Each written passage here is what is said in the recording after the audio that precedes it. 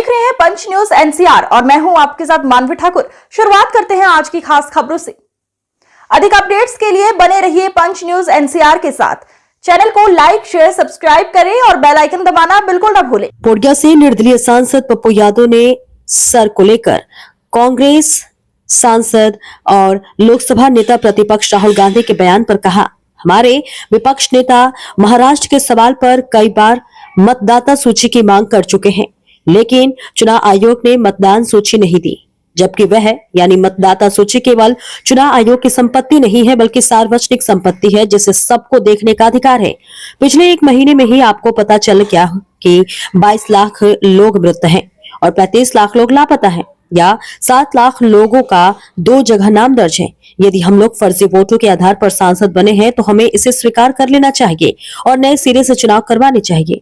हमारा विरोध जारी रहेगा, परसों से भी सदन नहीं चलेगा। हमें सर्वोच्च न्यायालय पर भरोसा है, इसलिए हम सब इस मामले को ऐसे नहीं छोड़ेंगे। के मामलों को लेकर राहुल गांधी ने फिर एक बार कहा है कि उनके पास कुछ ऐसे पुख्ते सबूत हैं जो दिखाएंगे तो जरूर देश में हंगामा होगा। इसमें क्या बहस है? तो हमारे लीडर महाराष्ट्र के सवाल पर कई बार सरकार से वोटर लिस्ट का डिमांड किया।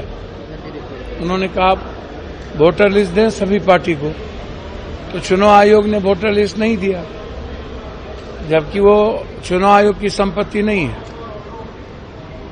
वो सार्वजनिक संपत्ति है और सबको देखने का अधिकार है। भैया आप 2,78,000 वोट काट दिए पूर्णिया, पटना का 3.5 लाख वोट, एक महीना में आपको पता चल गया कि 22 लाख लोग मर गए और 35 लाख लोग मिसिंग है, 7 लाख लोगों का डबल नाम है, 16 साल में पता नहीं चला।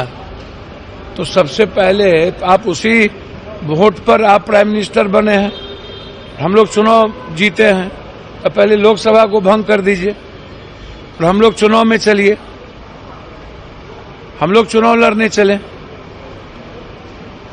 तो हम लोग क्या गलत वोटर पर यदि बन गए हैं तो ये कौन देखेगा? तो इसीलिए मेरा तो सबसे पहला सवाल है कि फर्जी वोटर पर यदि हम लोग बने हैं तो हम लोग को एक्सेप्ट कर लेना चाहिए और नए विधानसभा जितना बने उसको भी डिसॉल्व करना चाहिए। तो आप ये नहीं करेंगे तो महाराष्ट्र में भी आप पिछले दरवाजे से चुनाव जीते और वो भी 5 बजे के बाद 40 लाख वोटिंग कास्ट हुआ। फिर आप हरियाणा, दिल्ली की स्थिति वही हुई, जब आपको लगा कि हाँ कोई रास्ता नहीं है और सर्वोच्च न्यायालय आपको बार बार कह रही है और कह भी दिया कि गलत होगा तो हम कैंसिल करेंगे।